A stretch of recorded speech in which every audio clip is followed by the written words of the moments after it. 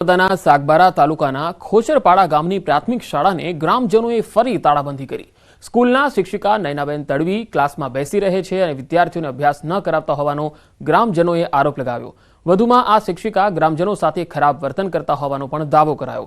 શાળાને તાળાબંધી કરાતા 74 બાળકો અભ્યાસથી વંચિત બન્યા છે।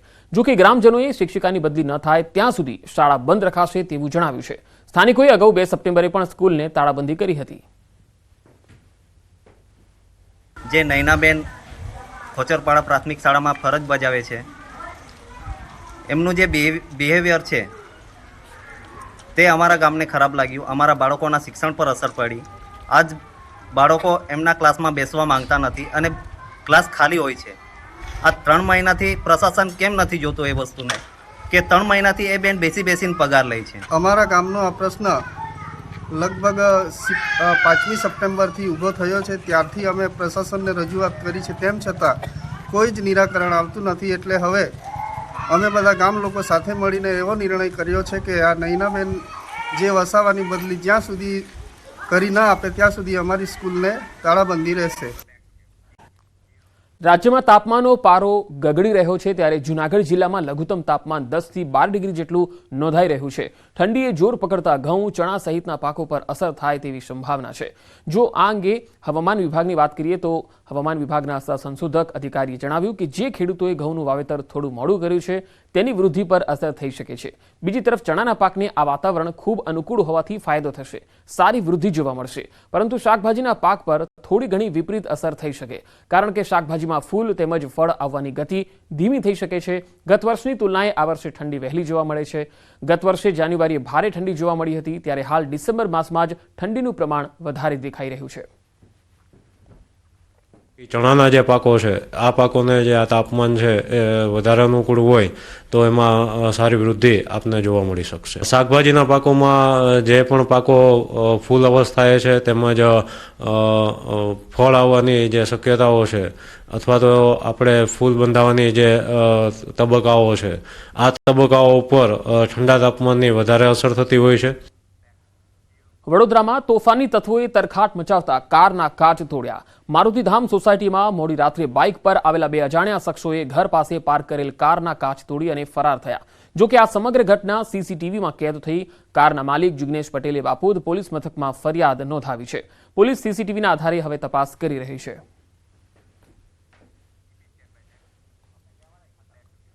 સુરતના પાંડેસરાથી 2 ચેઇન સ્નેચર ઝડપાયા। સુરત ક્રાઇમ બ્રાન્ચે પાંડેસરાના વડોદ ગામેથી ચેઇન સ્નેચરની ધરપકડ કરી છે। આરોપી મોહિત પટેલ અને રાહુલ કુમાર ઉર્ફે રંગાની ધરપકડ કરી। આરોપીઓ પાસેથી 12 સોનાની ચેઇન, બાઇક સહિત 12,85,000નો મુદ્દામાલ જપ્ત કરાયો છે। આરોપી મોહિત સામે સુરતના અલગ અલગ પોલીસ સ્ટેશનમાં 22 જેટલા ગુના નોંધાયેલા છે। આરોપીઓ ચોરીને અંજામ આપવા નંબર પ્લેટ વગરની ગાડીનો ઉપયોગ કરતા। બંને આરોપી સુરતના અલગ અલગ વિસ્તારોમાં ચેઇન સ્નેચિંગ જેવી ઘટનાઓને અંજામ આપતા હતા। સુરત શહેરમાં 12થી વધુ ચેઇન સ્નેચિંગના ગુનાઓમાં પકડાયેલા સંડોવાયેલું જાણવા મળ્યું।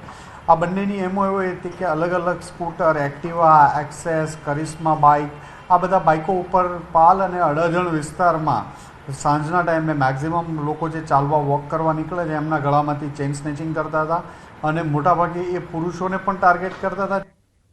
સુરતમાં તસ્કરોનો તરખાટ યથાવત છે। માંગરોળના કીમ 4 રસ્તા નજીક ચોરીનો નિષ્ફળ પ્રયાસ થયો। સિલ્વર પ્લાઝા શોપિંગની એક દુકાનમાં તસ્કર ઘૂસ્યો। દુકાનનું શટર ઊંચું કરી અને ચોરીના ઈરાદે ઘૂસ્યો। દુકાનમાં સૂતેલ કારીગર જાગી જતા તસ્કર ભાગી છૂટ્યો। ચોરીનો નિષ્ફળ પ્રયાસ થયો અને સીસીટીવી કેમેરામાં આ ચોર કેદ થયો છે।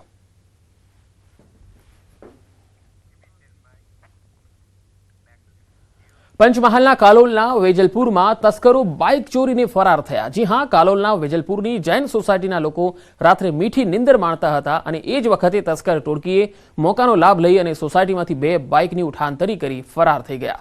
સોસાયટીમાં ઘર આંગણે લોક કરીને પાર્ક કરેલી બાઇકની ચોરી કરી 6 શખ્સો ગાયબ થયા। જો કે બાઇક ચોરીની આખી ઘટના સીસીટીવીમાં કેદ થઈ છે। વેજલપુર પોલીસે બાઇક ચોરી અંગે તપાસ હાથ ધરી છે। જૂનાગઢમાં આપા ગીગાની જગ્યા સત્તાધારના મહંત વિજય ભગતનો વિવાદ સંવાનું નામ નથી લઈ રહ્યો। સત્તાધારના મહંત વિજય ભગત પર તેમના ભાઈ નીતિન ચાવડાએ વ્યભિચાર સહિતના ગંભીર આક્ષેપો કર્યા। વિજય ભગતે આ આક્ષેપો અંગે જવાબ આપતા કહ્યું કે તેના તમામ આરોપો ખોટા છે અને તે સમાજને ગેરમાર્ગે દોરી રહ્યો છે। આ વિવાદમાં હવે મેંદરડાના ખાકી મઢીના મહંત સુખરામદાસ બાપુનું આગમન થયું છે. તેમણે વિજય બાપુના સમર્થનમાં પ્રતિક્રિયા આપી.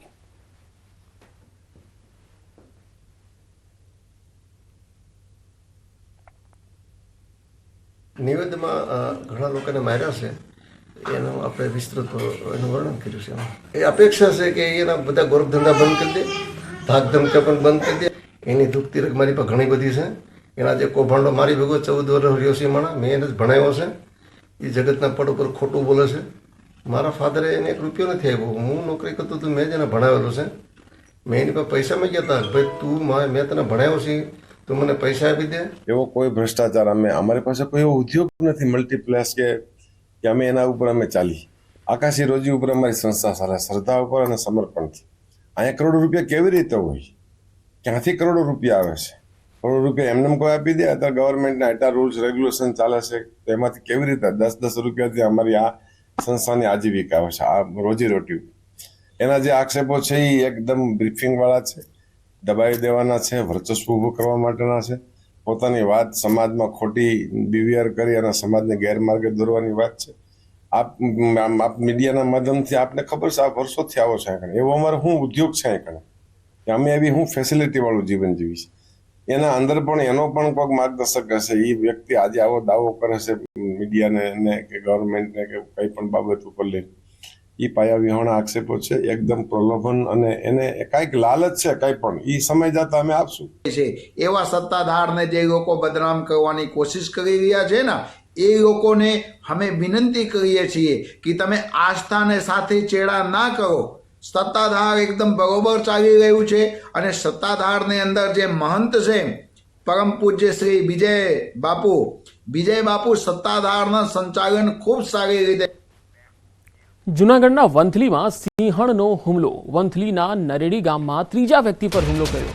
માલધારી ઢોર ચરાવી રહ્યા હતા ત્યારે આ બનાવ બન્યો. પહેલા પણ સિંહણે 2 લોકો પર હુમલો કર્યો હતો. સિંહણને પકડવામાં વન વિભાગ નિષ્ફળ રહ્યું. નરેડી પંથકમાં સિંહણના હુમલાથી સ્થાનિકોમાં હવે ફફડાટ વ્યાપી ગયો છે, કારણ કે આ 3જો બનાવ છે. વધુ માહિતી સાથે સંવાદદાતા અતુલ વ્યાસ જોડાયા છે. અતુલ, વંથલીમાં સિંહણનો આ 3જા વ્યક્તિ પર હુમલો, વધુ વિગતો શું છે? જે પંકજ આપને ચોક્કસ જણાવ્યું કે છેલ્લા 6 ડિસેમ્બરના રોજ છે ત્યાં સિંહણ છે તેણે વનકર્મી અને માલધારી પર હુમલો કર્યો હતો. ત્યારે આજે બપોરના સમયે જે માલધારી છે તે પોતાના ઢોર ચરાવતો હતો, ત્યારે અચાનક સિંહણ આવીને તેની પર હુમલો કર્યો હતો. એટલે છેલ્લા 7 દિવસની અંદર સિંહણ દ્વારા છે તે 3 હુમલા કરવામાં આવ્યા હતા.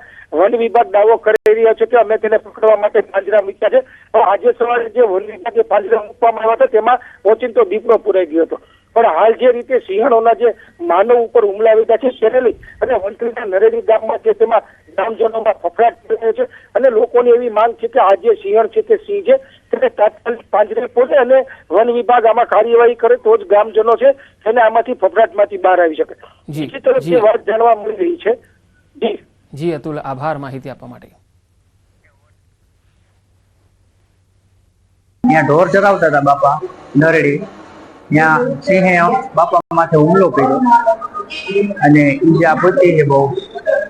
પડખામાં લાગ્યું છે અને ઓઠમાં લાગ્યું છે. 3 જણાને ઈજા કરી, અને એની પહેલા 2 થી 3 જણાને ઈજા કરી હતી. સિંહે હુમલો કરેલો.